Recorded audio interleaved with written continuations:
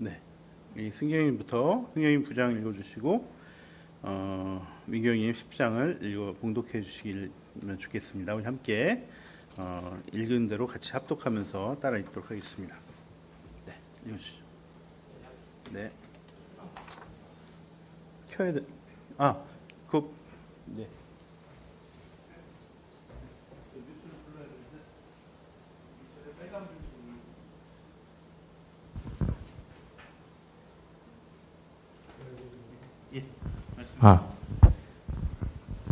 베냐민 지파에 기스라고 하는 유력한 사람이 있었다. 그의 아버지는 아비엘이고 할아버지는 스롤이고 그 윗대는 베고라시고 그 윗대는 아비야인데 베냐민 사람이다. 그에게는 사울이라고 하는 아들이 있었는데 잘생긴 젊은이였다. 이스라엘 사람들 가운데 그보다 더 잘생긴 사람이 없었고 키도 보통 사람들보다 어깨 위만큼 더 컸다. 그런데 사울의 아버지 기스는 자기가 기르던 암나기들 가운데서 몇 마리를 잃고서 자기 아들 사울에게 종을 하나 데리고 가서 암나기들을 찾아보라고 말하였다. 사울은 종을 데리고 에브라임 산간 지역과 살리사 지방으로 두루다녀 보았으나 찾지 못하였다. 사알림 지방까지 가서 두루다녀 보았으나 거기에도 없었다. 베냐민 지방도 다녀보았으나 거기에서도 찾지 못하였다. 그들이 숲 지방으로 들어섰을 때에 사울이 자기가 데리고 다니던 종에게 말하였다. 그만 돌아가자. 아버지께서 암나기들보다 오히려 우리 걱정을 하시겠다. 그러자 그 종이 그에게 말하였다. 보십시오. 이 성읍에는 하나님의 사람이 한 분 계시는데 존경받는 분이십니다. 그가 말하는 것은 모두 틀림없이 이루어진다고 합니다. 그러니 이제 그리로 가보시는 것이 어떨는지요. 혹시 그가 우리에게 우리가 가야 할 길을 알려줄지도 모릅니다. 사울이 종에게 말하였다. 그래, 한번 가보자. 그런데 우리가 그분에게 무엇을 좀 가지고 가야겠는데 우리 주머니에는 빵 하나도 남아있지 않으니 하나님의 사람에게 드릴 예물이 없구나. 우리에게 뭐 남아있는 것이 좀 있느냐. 종이 다시 사울에게 대답하였다. 나에게 은전 한 푼이 있습니다. 이것을 하나님의 사람에게 드리고 우리가 갈 길을 가르쳐 달라고 하겠습니다. 옛적에 이스라엘에서 사람들이 하나님께 물으려고 할 때에는 선견자에게 가자고 말하였다. 오늘날 우리가 예언자라고 하는 이들을 옛적에는 선견자라고 불렀다. 사울이 종에게 말하였다. 좋은 생각이다. 어서 가자. 그리하여 그들은 하나님의 사람이 있는 성읍으로 갔다. 그들은 성읍으로 가는 비탈길로 올라가다가 물길로 내려오는 처녀들을 만나 선견자께서 성읍에 계십니까? 하고 물었다. 처녀들이 그에게 대답하였다. 예, 계십니다. 지금 막 저 앞으로 가셨습니다. 서둘러서 가시면 따라가서 만나실 수 있습니다. 오늘 사람들이 산당에서 제사를 드리기 때문에 그분이 방금 성읍으로 들어가셨습니다. 그러니까 두 분께서 성읍으로 들어가시면 그분이 식사하러 산당에 올라가시기 전에 틀림없이 그분을 만날 것입니다. 그분이 도착할 때까지는 아무도 먹지 않습니다. 그분이 제물을 축사한 다음에야 초대받은 사람들이 먹기 때문입니다. 그러니 지금 올라가시면 그분을 만날 수 있습니다. 그들이 성읍으로 올라가 성읍 안으로 들어가서 보니 사무엘이 마침 산당으로 올라가려고 맞은 쪽에서 나오고 있었다. 사울이 오기 하루 전에 주님께서 사무엘에게 알리셨다. 내일 이맘때에 내가 베냐민 땅에서 온 사람을 너에게 보낼 것이니 너는 그에게 기름을 부어 나의 백성 이스라엘의 영도자로 세워라. 그가 나의 백성을 블레셋 사람의 손에서 구해낼 것이다. 나의 백성이 겪는 고난을 내가 보았고 나의 백성이 살려달라고 울부짖는 소리를 내가 들었다. 사무엘이 사울을 보았을 때 주님께서 그에게 말씀하셨다. 이 젊은이가 내가 너에게 말한 바로 그 사람이다. 이 사람이 나의 백성을 다스릴 것이다. 사울이 성문 안에 있는 사무엘에게 다가가서 말하였다. 선견자의 집이 어디에 있는지 알려주십시오. 사무엘이 사울에게 대답하였다. 바로 내가 그 선견자요. 앞장서서 산당으로 올라가시지요. 두 분은 오늘 나와 함께 저녁을 듭시다. 물어보시려는 것은 내일 아침에 다 말씀드리겠습니다. 그리고 나서 두 분을 보내드리겠습니다. 사흘 전에 잃어버린 암나기들은 이미 찾았으니 그것은 걱정하지 마십시오. 지금 온 이스라엘 사람들의 기대가 누구에게 걸려 있는지 아십니까? 바로 그대와 그대의 아버지의 온 집안입니다. 사울이 대답하였다. 저는 이스라엘 지파들 가운데서도 가장 작은 베냐민 지파 사람이 아닙니까? 그리고 저의 가족은 베냐민 지파의 모든 가족 가운데서도 가장 보잘것없는데 어찌 저에게 그런 말씀을 하십니까? 사무엘은 사울과 그의 종을 데리고 방으로 들어가서 초대받은 사람들의 윗자리에 앉혔다. 거기에 모인 사람들은 30명쯤 되었다. 사무엘이 요리사에게 일렀다. 내가 자네에게 잘 간수하라고 부탁하며 맡겨두었던 부분을 가져오게. 요리사가 넓적다리와 거기에 붙어있는 것을 가져다가 사울 앞에 놓으니 사무엘이 말하였다. 보십시오. 준비해 두었던 것입니다. 앞에 놓고 드십시오. 내가 사람들을 초청할 때부터 지금 이렇게 드리려고 보관해 두었던 것입니다. 그래서 그날 사울은 사무엘과 함께 먹었다. 그들은 산당에서 내려와 성읍으로 들어갔다. 침실이 지붕에 준비되어 있었으므로 사무엘과 사울은 거기에 누워서 잤다. 다음날 동틀 무렵에 사무엘이 지붕에서 사울을 깨웠다. 일어나십시오. 발에다 드리겠습니다. 사울이 일어나니 사무엘은 사울과 함께 바깥으로 나갔다.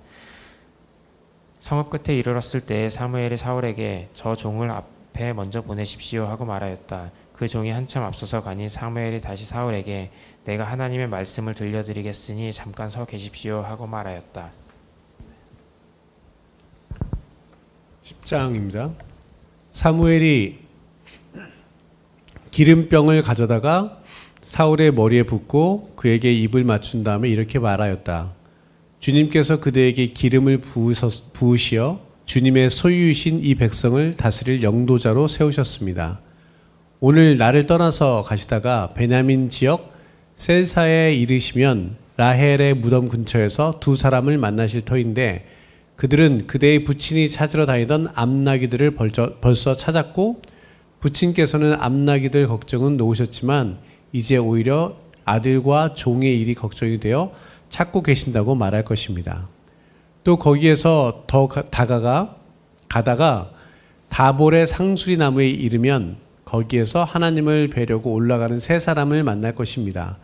한 사람은 염소 새끼 3마리를 데리고 가고 한 사람은 빵 3덩어리를 가지고 가고 또 한 사람은 포도주 가죽 부대를 하나 메고 갈 것입니다. 그들이 그대에게 안부를 묻고 빵 2덩이를 줄 것이니 그것을 받으십시오. 그런 다음에 그대는 하나님의 산으로 가십시오. 그곳에는 블레셋 수비대가 있습니다. 그곳을 지나 성읍으로 들어갈 때에 검은 고를 뜯고 소구를 치고 피를 불고 수금을 뜯으면서 예배 처소에서 내려오는 예언자의 무리를 만날 것입니다. 그들은 모두 춤을 추고 소리를 지르면서 예언을 하고 있을 것입니다. 그러면 그대에게도 주님의 영이 강하게 내리어 그들과 함께 춤을 추고 소리를 지르면서 예언을 할 것이며 그대는 전혀 딴 사람으로 변할 것입니다. 이런 일들이 그대에게 나타나거든 하나님이 함께 계시는 증거이니 하나님이 인도하시는 대로 따라 하십시오. 그대는 나보다 먼저 길갈로 내려가십시오. 그러면 나도 뒤따라 그대에게 내려가서 번제와 화목제물을 드릴 것이니 내가 갈 때까지 이랫동안 기다려 주십시오. 그때 가서 하셔야 할 일을 알려드리겠습니다. 사울이 사무엘에게서 떠나려고 몸을 돌이켰을 때에 하나님이 사울에게 새 마음을 주셨다. 그리고 사무엘이 말한 그 모든 증거들이 그날로 다 나타났다.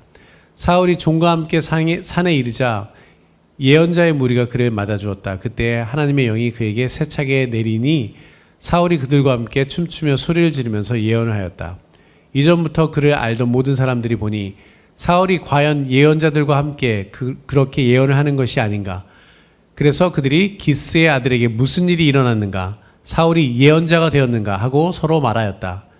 거기에 사는 한 사람이 다른 예언자들은 어떻습니까? 그들의 아버지가 누구라고 생각하십니까? 하고 물었으므로 사울마저도 예언자가 되었는가 하는 속담이 생겼다. 사울은 예언을 마치고 나서 산당으로 갔다. 사울의 삼촌이 사울과 그 종에게 어디를 갔었느냐 하고 물었다. 사울이 대답하였다. 암나귀들을 찾으러 갔지만 찾을 수가 없어서 사무엘에게 갔었습니다. 사울의 삼촌이 또 말하였다. 사무엘이 너에게 무슨 말씀을 하시더냐? 나에게 말하여라. 사울이 삼촌에게 말하였다. 암나귀들은 이미 찾았다고 우리에게 알려주셨습니다. 그러나 사무엘이 사울 자신에게 왕이 될 것이라고 말한 것은 그에게 알려주지 않았다. 사무엘이 백성을 미스바로 불러 주님 앞에 모아놓고 이스라엘 자손에게 하나님이 하신 말씀을 전하였다. 나 주 이스라엘의 하나님이 말한다. 내가 이스라엘을 이집트에서 데리고 올라왔고 내가 너희를 이집트 사람의 손과 너희를 학대하던 모든 사람의 손에서 건져내었다. 그러나 오늘날 너희는 너희를 모든 환난과 고난 속에서 건져낸 너희 하나님을 버리고 너희에게 왕을 세워달라고 나에게 요구하였다. 좋다. 이제 너희는 지파와 집안별로 나 주 앞에 나와 서거라. 사무엘이 이스라엘의 모든 지파를 앞으로 나오게 하니 주님께서 베냐민 지파를 뽑으셨다. 사무엘이 베냐민 지파를 각 집안별로 앞으로 나오게 하니 마드리의 집안이 뽑혔고 마드리의 집안 남자들을 앞으로 나오게 하니 기스의 아들 사울이 뽑혔다. 사람들이 그를 찾았지만 보이지 않았다. 그래서 사람들이 다시 주님께 여쭈어보았다. 그 사람이 여기에 와 있습니까? 주님께서 말씀하셨다. 그는 짐짝 사이에 숨어 있다. 사람들이 달려가 거기에서 그를 데리고 나왔다. 그가 사람들 가운데 섰는데 다른 사람들보다 어깨 위만큼은 더 커 보였다. 사무엘이 온 백성에게 말하였다. 주님께서 뽑으신 이 사람을 보아라. 온 백성 가운데 이만한 인물이 없다. 그러자 온 백성이 환호성을 지르며 임금님 만세 하고 외쳤다. 사무엘이 왕의 제도를 백성에게 알려준 다음 그것을 책에 써서 주님 앞에 보관하여 두고 온 백성을 각자의 집으로 돌아가게 하였다. 사울이 기브아에 있는 자기의 집으로 돌아갈 때에 하나님께 감동을 받은 용감한 사람들이 사울을 따라갔다. 그러나 몇몇 불량배들은 이런 사람이 어떻게 우리를 구할 수 있겠느냐 하고 떠들면서 그를 업신여기고 그에게 예물도 바치지 않았다. 그러나 사울은 못 들은 척 하였다. 네, 아멘. 네, 아주 길게 잘 읽었습니다. 네, 오늘은 하나님 나라의 섭리와 그 목적이라는 제목으로 말씀 전할 텐데요. 지난주 우리는 하나님 나라가 어떻게 확장되어지는가라는 주제로 말씀을 나누면서 왕정을 요구하는 이스라엘 백성에게 하나님이 분명히 이건 반역이다라고 말씀하시면서도 이를 허락하시고 또 경고와 함께 새로운 길을 제시하는 그런 하나님의 다스림, 통치를 같이 살펴봤습니다. 오늘은요, 그 하나님의 통치가 구체적으로 어떻게 이루어지고 있는지에 대한 이야기를 담고 있는 것이죠. 하나님께서는요, 이 폐역한 이스라엘의 요구에 응하시면서 어떻게 하나님의 또한 뜻을 이루어 가시는지를 보여주는 장면이 오늘 본문입니다. 하나님은 왕을 달라는 이스라엘 요구에 사울이라는 사람을 세워서 왕으로 추대하고 세웠습니다. 그러자 그 결과는 대만족이었습니다. 우리 마지막에 읽었듯이 이스라엘 백성들은 환호하면서 임금님 만세하면서 좋아하면서 각자 집으로 돌아가는 것을 볼 수가 있죠. 네, 정말 이스라엘도 원하는 사람이 뽑혔고 또 하나님이 직접 세우신 사람도 하나님도 원하는 사람을 잘 인도하셔서 세우셨습니다. 서로 윈윈하는 그런 결과를 만들어내셨죠. 우리가 흔히들 기독교 우리 교리 가운데 가장 이해하기 힘든 교리 가운데 하나가 바로 뭐냐면 이 하나님의 섭리라는 거예요. 섭리. 이 하나님의 섭리라는 것은 뭐냐면 하나님의 다스림, 통치의 어떤 한 방법을 얘기하는데요. 하나님께서는 이 세상을 다스리시되 이 하나님의 다스림은 인간의 자유의지를 꺾지 않으신다는 거예요. 꺾지 않으시고 그러면서도 하나님의 뜻을 결국 관철해 내신다는 것. 이것이 하나님의 섭리라는 거예요. 그래서 바울은 이것을 다른 말로 어떻게 표현했냐면 모든 것이 합력하여 선을 이루신다. 하나님께서는 이것을 하나님의 섭리라고 말씀하고 계십니다. 하나님의 다스림심은 제왕적이고 전제군주적인 다스림이 아닙니다. 하나님은요, 우리에게 하나님의 그 형상의 아주 중요한 부분 중에 하나인 자유의지를 우리에게 주셨어요. 그래서 하나님께서 또 자유의지를 갖고 계시듯이 우리에게도 이 하나님의 형상을 따라서 이 자유의지를 부어주셨습니다. 그런데 이 자유의지를 부어주시고 나서 바로 넌 내 뜻대로 해야 돼 하면서 자유의지를 꺾으신다면은 이거는 하나님의 또한 일방적인 이중적인 모습이라고 말할 수 있는 것이죠. 그래서 하나님은 이 자유의지를 사람들에게 주시되 그 자유의지를 정말 기묘한 방법으로 조율해서 사람이 자신의 자유의지를 선택한 것처럼 보이지만 결국 하나님의 뜻으로 인도하도록 하나님께서 만들어 가신다는 것입니다. 이것이 바로 하나님의 섭리에 대해서 말하는 것이죠. 이 하나님께서 이렇게 섭리를 통해서 우리를 다스리시는 이유는 두 가지 이유가 있어서 그렇습니다. 하나는 우리가 자유의지가 꺾이지 않음으로 인해서 우리가 자발적으로 하나님을 섬기고 하나님 나라에 동참하게 하는 그러한 목적이 있는 것이죠. 또 하나는 그 섭리를 통해서 우리를 하나님의 다스림에 동참하실 때에 또한 합당하게 그 동참을 할 수 있는 존재로 변화시키기 위해서 이런 섭리를 우리에게 베풀어 주시고 다스려 가신다는 것입니다. 그래서 우리는 우리의 자유의지를 가지고 결국은 하나님의 다스림에 굴복해서 하나님의 하나님 되심을 고백할 수밖에 없게 된다는 것입니다. 예전에 제가 서울의 성산마을이라는 곳이 있습니다. 마포구에 성산마을이라는 곳에 방문한 적이 있는데, 이 성산마을은요, 서울에서 거의 최초로 마을 공동체가 세워진 그런 공동체가 있는 마을로 유명합니다. 근데 그 마을에 가면은, 성산마을에 가면은 그냥 일반 서울 변두리에 있는 그런 주택가예요. 근데 거기서 이제 사람들끼리 자기들만의 어떤 뭐 조합도 만들고, 어떤 이렇게 카페도 만들고, 그러면서 마을 공동체를 서점도 만들고, 또 이게 문화 공간도 만들고, 그렇게 만들어가는 것을 볼 수 있는데, 거기 가면은 마을 주민이 만든 카페가 하나 있습니다. 카페가 그게 이제 가장 처음 만든 마을 주민 사업인데, 이 카페는 왜 생겨졌냐면은, 당시에 이제 아이들이 아이스크림을 좋아해서 아이스크림을 좀 사달라고 그러면은 대부분 이제 뭐 베스킨 라빈스 아니면 이런 거잖아요. 근데 이게 이제 이걸 먹이다 보니까 아이들이 막 두드러기가 나는 애들도 있고 몸에 안 좋은 겁니다. 이 베스킨 라빈스가 굉장히 몸에 좋지 않습니다. 존 로빈슨이라고 이 베스킨 라빈스의 두 가문이 이게 창업해서 이 아이스크림 가게를 만들었는데, 그 라빈스 가문의 존 로빈스라는 분이, 이분이 이제 그 최대의 이제 후계자로 세워졌는데, 이분이 이거 다 버리고 나는 이런 독약을 만드는 회사를 나는 운영하기 싫다. 그러면서 본인이 이제 음식혁명이라는 책을 쓰기도 하고 이런 자연 식이요법 같은 걸 주장하시고 그러는데, 그 정도로 사실은 좋지 않다고 그래요. 그래서 어떤 아이들은 그냥 탈 없이 먹기도 하지만은, 또 예민한 아이들은 이제 막 몸에 모도 나고 알레르기도 생기고 막 그러다 보니까 이제 몇몇 엄마들이 그냥 우리가 만들어서 먹이자. 그래서 아이스크림을 만든 거예요. 천연 유기농 아이스크림 만들어서 먹인 거죠. 그래서 이것을 가지고 먹여보다니까 사람들이 너무 좋아해서 이건 만들어서 팔아라. 그래서 카페를 만들어서 이제 그 아이스크림을 팔기 시작한 게 그 카페가 생기는 이유가 된 것이죠. 이 성산마을에서 시작한 이 유기농 아이스크림, 이게 하나님의 어떤 섭리를 표현하는 좋은 예가 될 수 있을 것 같습니다. 하나님의 섭리는요, 분명히 하나님 뜻과는 상반된 인간의 자유의지를 수용하면서 동시에 하나님 뜻과 인간의 자유의지를 조화시키게 만들어 간다는 거예요. 대부분의 인류는 하나님 뜻과 상반된 자유의지를 가지고 행사하려고 합니다. 그래서 난 이 A가 좋아, 이게 옳아라고 생각하면서 이걸 선택하고 이거대로 행하려고 하죠. 근데 문제는 그 A가 하나님 뜻과는 반대되는 거예요.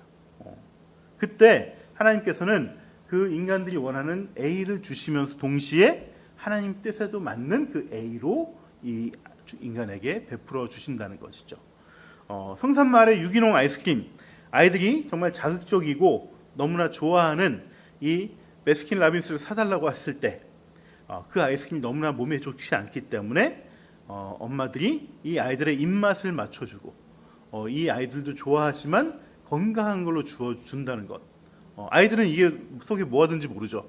그냥 맛있으면 되니까, 달고 시원하면 되니까 이걸 받지만은 엄마들은 또 동시에 아이들의 건강한 것을 먹임으로 해서 또 만족하고, 또 부모의 뜻도 관철이 된 것이죠. 이것이 바로 하나님의 섭리의 한 모습의 예가 될 수 있습니다. 그래서 하나님께서는 인간의 이 자유의지를 꺾지 않으면서도 하나님의 뜻을 관철해 나가는 것, 이것이 바로 하나님의 섭리라는 거예요. 이스라엘 백성들은 왕을 요구하면서요, 이렇게 얘기를 했습니다. 8장에서 우리도 다른 나라들처럼 왕을 달라고 얘기를 합니다. 이게 거기에 함정이 있어요. 뭐냐면 숨은 속내가 있는 것이죠. 이스라엘 백성이 요구하는 왕은 그냥 왕이 아닙니다. 다른 나라들에게 있는 그런 왕을 달라는 거예요. 그 왕이란 어떤 왕이겠습니까? 한마디로 힘이 센 왕, 그리고 또 아주 잘나 보이고 멋있어 보이는 왕. 그래서 정말 적들이 보기만 해도 이 우라만 최고의 기가 죽는 그런 왕을 세워달라고 하나님께 요구한 것이죠. 그런 왕이 있어야지 좀 나라의 국격도 좀 올라가고, 나라의 힘이 세워져서 다른 나라의 침공도 막고, 또 때로는 다른 나라도 침공하고, 그런 일들을 할 수 있기 때문에 이런 왕을, 다른 나라들처럼 왕을 달라는 말의 의미에는 그런 말이 숨겨져 있는 것이죠. 그래서 고대 그림이나 벽화들을 보면은 이 왕이나 이 장수들이 나오는 그림을 보면은 다른 백성들이나 졸개들보다 더 크게 이렇게 그리거든요. 네. 그 벽화 같은 거 보시면은 왕은 이만하고 밑에서 몸쪽으로 조그맣게 그립니다. 그만큼 정말 나보다 더 작고 또 못생기고 또 나보다 없어 보이는 왕으로 섬기기 싫다는 거예요. 그리고 그런 사람들만이 우리의 왕이 될 수 있다라는 것을 하나님께 요구하는 것이죠. 요즘도 우리 아이돌이나 연예인들 보면은 우리 그 반응들이 대중들의 반응들이 야, 저 사람은 저 연예인은 태생부터 우리랑 달라. 타고난 게 틀려. 기럭지가 틀려. 막 그러면서 막 얘기하고 이렇게 우리 비교할 수 없는 존재야라고 이렇게 얘기를 하고 연예인들을 치켜 세우는 걸 볼 수 있습니다. 제가 요즘은 잘 모르겠는데 예전에 제가 잠깐 이 업계에 잠깐 있었습니다. 그래서 그 매니저 역할을 좀 했었는데 대학교 때 이제 잠깐 했었는데 그때 이게 업계에서 쓰는 용어가 하나 있습니다. 지금 뭐 쓰는지 모르겠지만은 이 연예인들이 아닌 다른 사람들, 일반 사람들을 뭐라고 부르는지 아세요? 민간인이라고 부릅니다. 민간인이라고. 그래서 누가 뭐 이렇게 연예인 지망생으로 오거나 이렇게 오면은 제가 뭐 이게 이번에 뭐 오디션 보러 왔어 그러면 딱 야 쟤는 뭐 그냥 민간인인데 뭘 오디션을 보러 와 그래서 얘기했던 그런 게 있었습니다. 요즘 어떤지 모르겠지만 그만큼 어떤 연예인들과 일반 사람들의 어떤 차별의식이 연예인들 가운데도 있기도 했었다는 것이죠. 이스라엘 백성들이 우리도 다른 나라들처럼 왕을 세워달라고 하는 말은 자기들이 원하는 왕, 정말 자기들을 다스려 줄 왕은 적어도 다른 나라 왕처럼 그렇게 좀 있어 보여야 된다는 거예요. 외모가 일단 있어 보여야 되고 힘도 세야 되고 능력도 있어야 되고 또 배경도 좀 있어야 된다는 것이죠. 그런데 사람들은 그것을 하나님께 직접적으로 요구하지 않습니다. 늘 그냥 다른 나라들처럼 이 말에 숨겨서 하나님께 원하는 것이죠. 우리 결혼 정년기의 청년들을 보면은 저는 믿음만, 신앙만 정말 좋은 사람이면 됩니다. 이렇게 얘기를 하지만 정작 정말 신앙이 좋은 사람 만나면은 왜 이런 사람을 또 나를 소개시켜 주나 이렇게 얘기를 할 때가 많이 있죠. 그러면은 이제 하나님께서는 그 사람의 심중을 아시고 그가 원하는 사람을 소개시켜 줍니다. 네. 그래서 정말 신앙이 있어 보이지만은 실제로 결혼해 보면은 신앙이 별로 없고 또 얼굴이 예뻐 보이지만 알고 보면은 화장빨이거나 아니면은 하나님이 직접 빚으신 게 아니라 원장님이 빚으시고 그런 사람들을 소개시켜 주시고 이렇게 또 만나게 하시는 그 하나님의 섭리가 있는 것이죠. 다시 이스라엘 얘기로 돌아오면은 이스라엘이 원했던 것은 그냥 왕이 아니라 정말 보기에 훨씬 힘있고 능력 있는 그런 왕을 원했다는 거예요. 그래서 하나님은 그런 자를 사실 왕으로 주십니다. 바로 사울이 그런 사람이었는데요. 사울을 묘사하는 말을 보면 9장 1절에 보면은 사울은 베냐민 지파의 유력한 가문의 사람이었다라고 얘기를 합니다. 그만큼 재력이 있고 힘이 있는 가문의 사람을 택하였다는 것이죠. 사실 다른 지파에도 유다 지파나 에브라임 지파에도 당대의 최고의 지파는 유다 지파와 에브라임이었어요.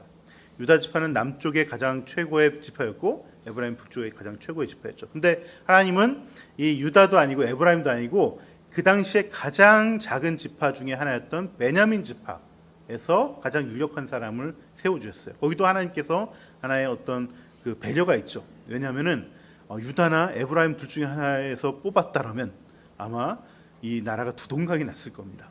하지만 그 둘이 아니라 정말 제일 좀 힘이 없는, 사실 사사기의 마지막 보면 베냐민 지파가 거의 멸족되다시피 하거든요. 그래서 얼마 남지 않았지만 그 중에서도 힘 있는 가문의 사람으로 세워 주셨습니다.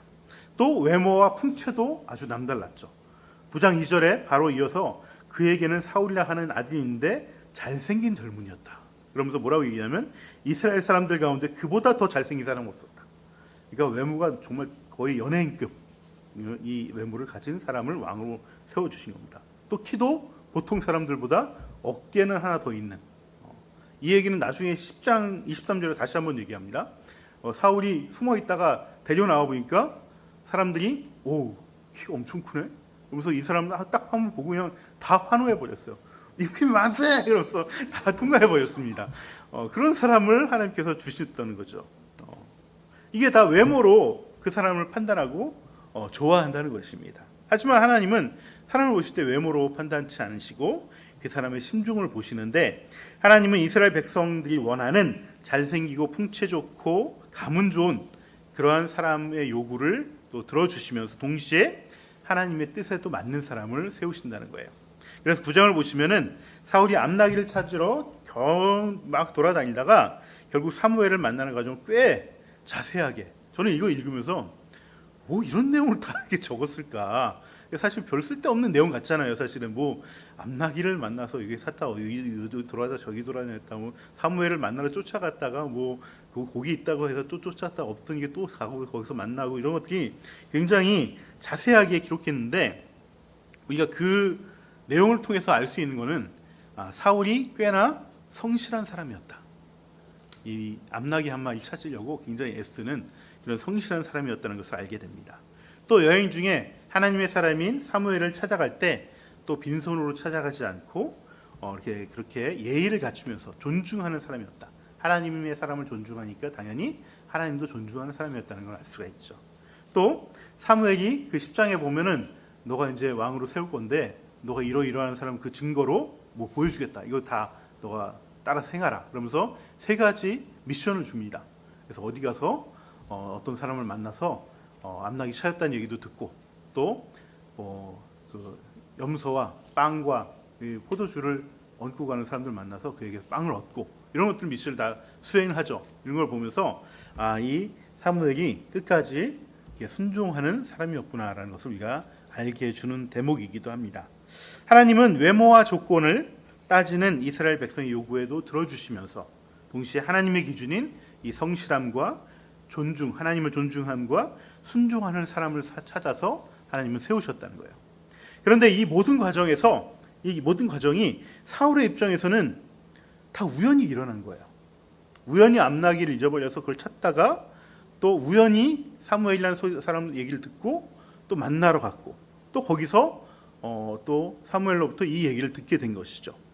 사울과 그의 종과 길에서 만난 처녀들이 있죠.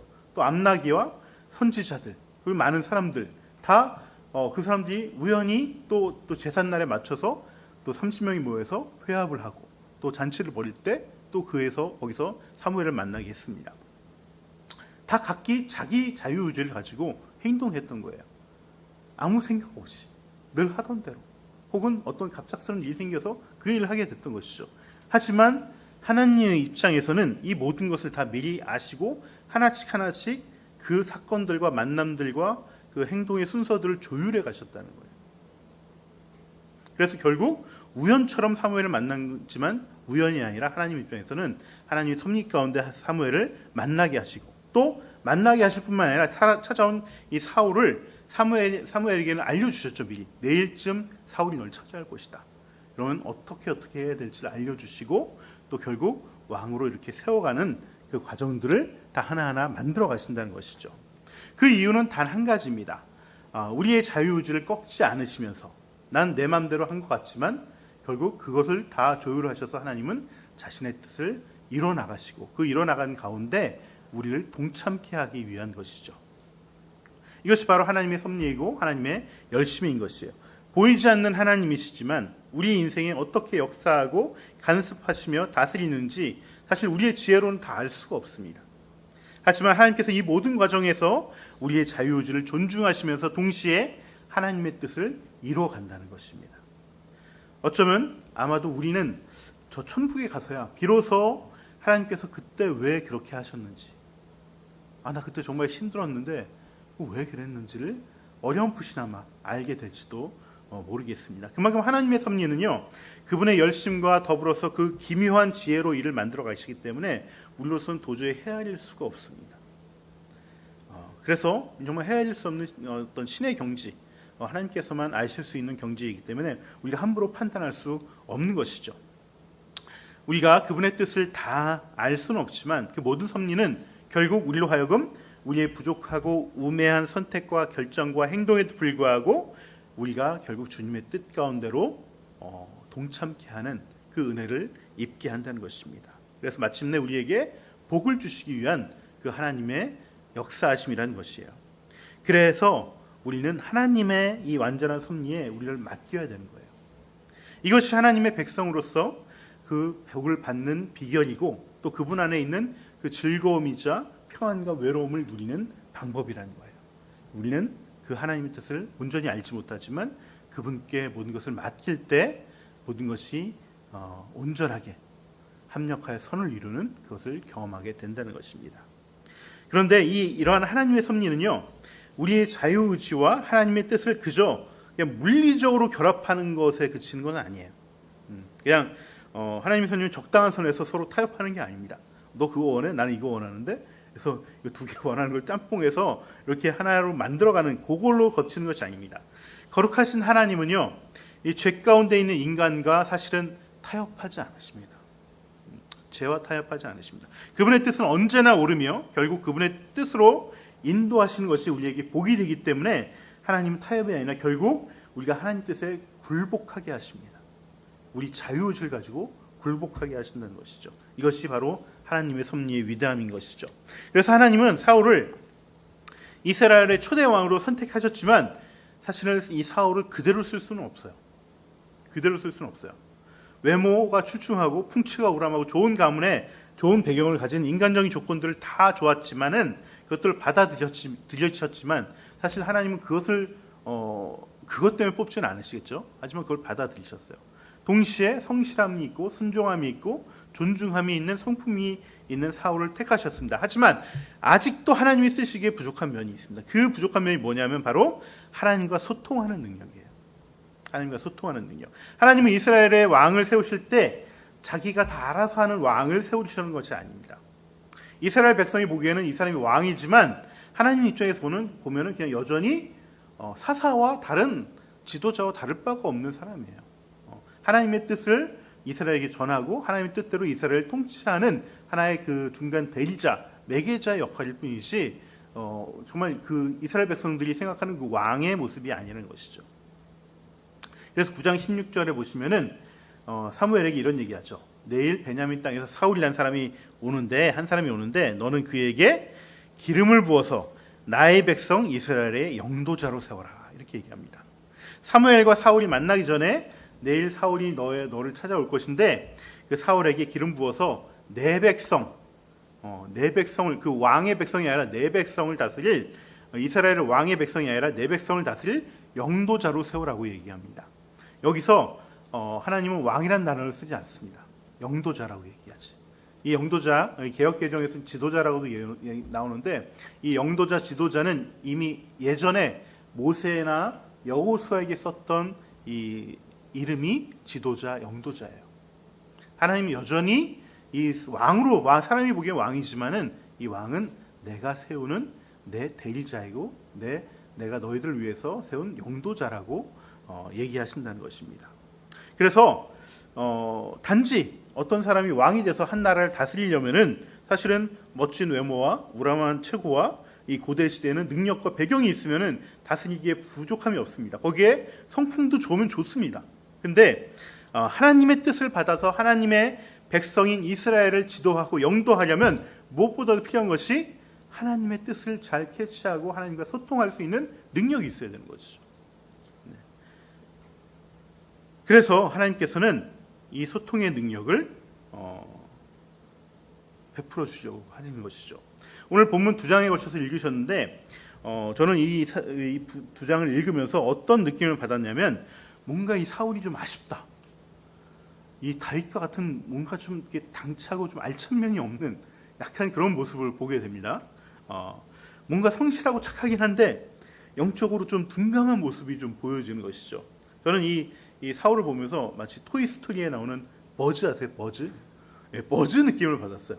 굉장히 잘생기고 좀 예, 또 우주 비행사로 나오죠. 근데 버즈가 근데 굉장히 실수 많이 하고 또 분위기 파악 못하고 엉뚱한 그런 캐릭터로 보여집니다. 9장에 나오는 사울의 모습을 보시면 근처에 선지자가 있으니 만나러 가자는 이 종의 얘기를 듣고서 따라서 예물을 들고 가죠. 근데 사무엘에게 가지만은 막상 사무엘을 만나도 그게 사무엘인지 몰라요. 보통 사사는요, 사사 특유의 복장을 입고 있습니다.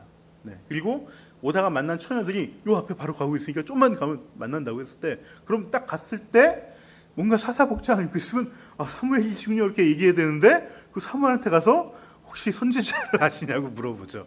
굉장히 영적으로 좀 둔감한 이런 모습을 볼 수가 있습니다. 또 사무엘과 만나서 식사를 하고서 또 하룻밤 묵구하는 과정에서도 사울은 아무런 요동이 없었습니다. 심지어 아침에 아주 곤히 잠을 자고 있을 때 사무엘이 깨워서 이제 가라고 얘기를 하죠.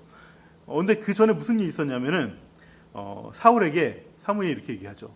지금 암나기 걱정할 때가 아니라 지금 온 나라의 관심이 너와 당신 가문에 지금 다 쏠려 있어. 그러면서 구체적으로 왕으로 얘기는 안 하지만은 와서 나랑 이 지역 유지들과 함께 밥을 먹자. 그러면서 제일 상석에 앉혀주죠. 그리고 가장 좋은 부위인 넙죽다리살을 그 사울한테 줍니다.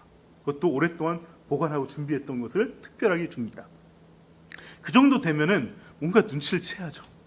이 밤새 아마 나 같으면 고민했을 것 같아요. 사무엘이 왜 나를 이렇게 대해주지? 그리고 당시에는 이미 왕을 요구하는 이스라엘 백성들, 이스라엘의 모든 지파의 방백들이 모여서 사무엘에게 가서 왕을 요구해달라고 그랬죠. 그리고 사무엘이 하나님께서 이렇게 요구하는데 어떻게 합니까? 그러니까 들어주라는 말을 이미 방백들을 통해서 다 얘기를 선포를 했어요. 그래서 그 당시에 모든 사람들은 만나면 무슨 얘기를 했겠습니까?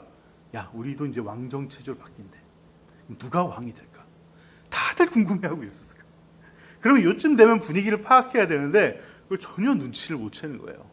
그냥 잘하면 자고 먹으면 먹고 이렇게 있었던 것이죠. 굉장히 영적으로 또 사회적으로 굉장히 둔감했던 그런 사람이라는 것이죠.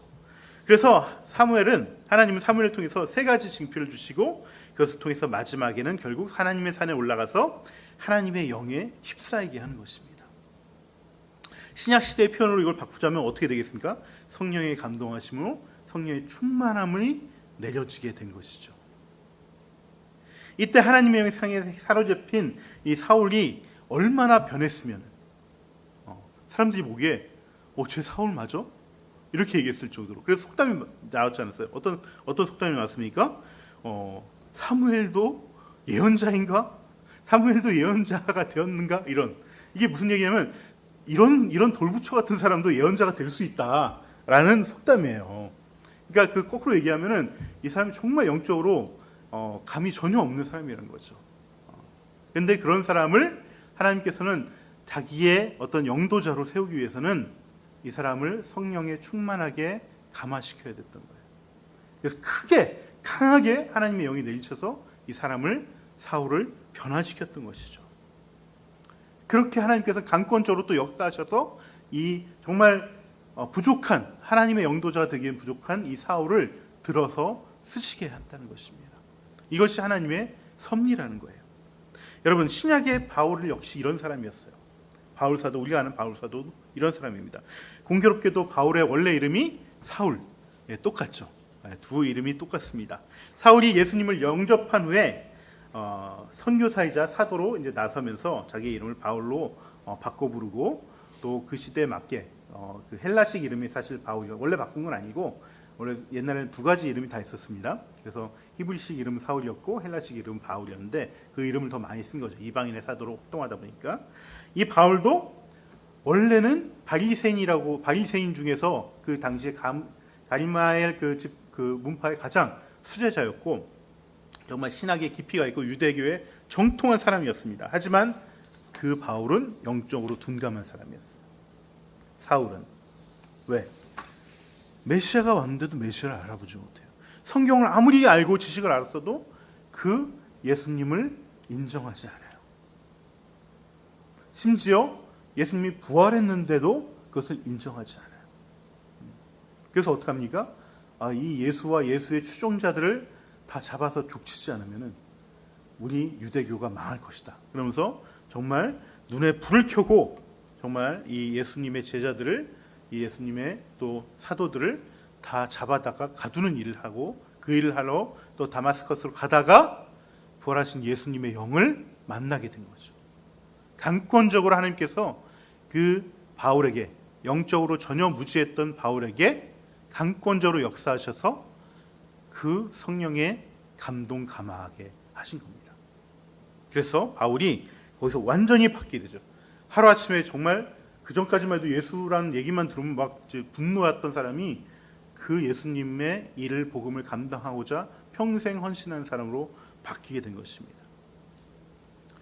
여러분, 이렇게 바울이 바뀌게 되자 초대교회에서는 어떤 일이 일어났냐면은 바울이 저렇게 사람이 변했대요. 예수님 만나서 변했대요. 그러면서 신기하다 그런 얘기도 했지만 한편으로는 여전히 의심했던 거예요. 쟤 위장하고 있는지 뭔지 몰라. 우리 교회에 들어와서 결국 우리 싹 다 잡아가려고 지금 거짓으로 행사하는지도 몰라. 그래서 모든 그 초대교회의 어떤 주류 사역에 바울을 껴주지 않았어요. 그래서 바울은요 홀로 사역했습니다. 7년 동안 자기의 그 고백에 의하면 7년 동안 바그다드에 있는 사막에 가서 정말 하나님 더 깊이 만나고 또 거기서 전도하고 홀로 사역을 했어요. 나중에 바울이 이런 얘기를 하죠.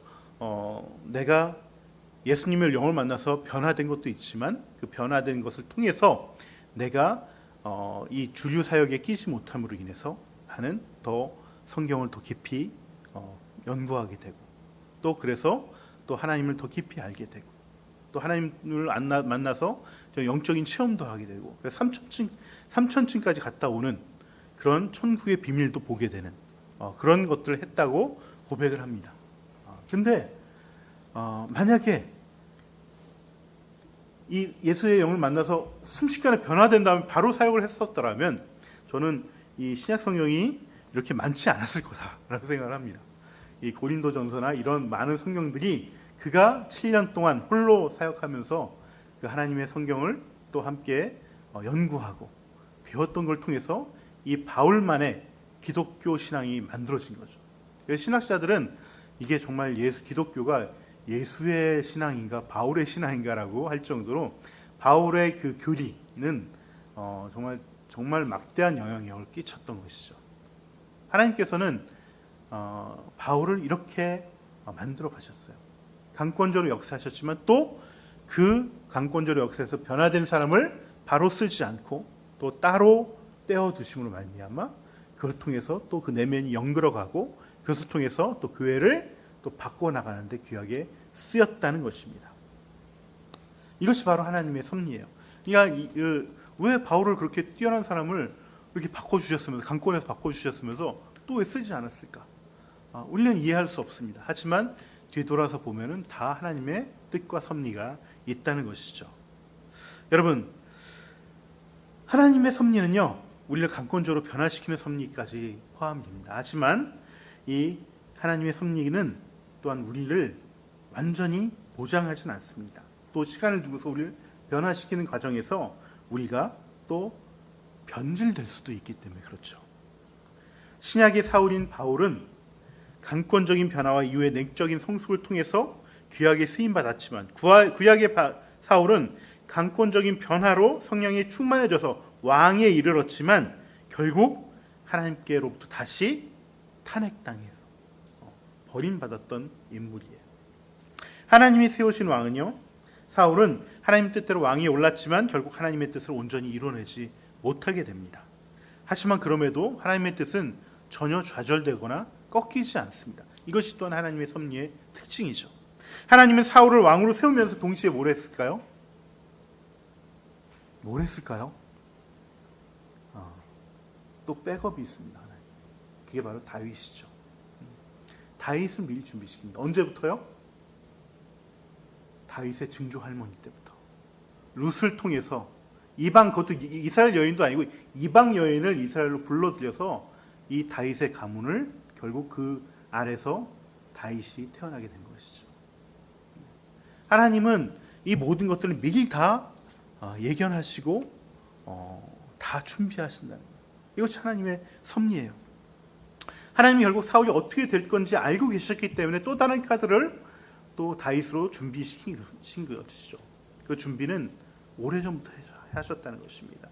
이게 바로 하나님 섭리의 정말 우리가 도저히 헤아릴 수 없는 그런 기묘함, 예측 불가, 헤아릴 수 없는 깊이가 여기 있다는 것입니다. 실패를 예견하면서 동시에 이스라엘에게 또 사울에게 기회를 주십니다. 그리고 가능성을 늘 열어놓으십니다. 그 가능성 속에서 이스라엘은 자유의지를 가지고 자신의 뜻을 펼치지만 결국 그 결과는 하나님 뜻 가운데로 귀결되어지는 것, 그렇게 역사하시는 것, 이것이 하나님의 섭리이자 하나님의 다스림인 것이죠. 이 섭리 속에서 누군가는 자질이 없음에도 하나님에게 선택을 받고, 또 누군가는 없던 은사도 주어져서 하나님의 영으로 충만하게 하십니다. 하지만 이렇게 하나님의 은혜를 받더라도 자신의 자유의지를 가지고 그 은혜를 버리고 또 사망의 길로 또 충분히 갈 수가 있습니다. 사울 왕이 그런 사람이었고, 반대로 바울 사도는 그 은혜를 끝까지 붙잡고 이방인의 사도로 그 빛된 사역을 끝까지 감당하는 위대한 인물이 되었던 것이죠. 하나님의 섭리는 결국 하나님께서 자기 일과 자기 역사를 어떤 경우에도 꺾지 않으시고 만들어 가신다는 거예요. 그 속에서 우리는 우리의 의지와 상관없이 하나님 역사 가운데 부르심을 받고 또 동참하는 영광도 누리게 되고, 또 필요할 때는 강권적인 어떤 능력으로 변화의 은혜도 누리게 됩니다. 하지만 그 은혜를 계속 지키며 누리기 위해서는 또한 우리가 우리의 자유의지로 거기에 헌신하는 모습도 있어야 된다는 거예요. 그래서 하나님은 선택하라고 말씀하십니다. 그리고 그 선택을 통해서 하나님을 더욱 영광스럽게 하는 귀한 일에 부르시고 계시고 붙잡고 계십니다. 모세와 여호수아가 마지막에 세상을 떠날 때 이스라엘 백성을 모아놓고 했던 설교가 바로 이것입니다. 나는 하나님을 선택해서 그 길을 왔는데 너희는 어떡할 거냐? 너희도 그 앞에서 둘 중에 하나 선택하라고 얘기를 하죠. 이 선포는 지금 우리 가운데도 여전히 유효한 것입니다. 저와 여러분, 우리 하늘 닮은 교회가 이 영광의 길, 하나님의 섭리 가운데, 하나님의 주권 가운데 동참하는 길을 가기를 저는 축원하고 소망합니다. 네, 우리 같이 이 시간 시선이란 찬양 같이 하면서 하나님의 일하심 찬양하고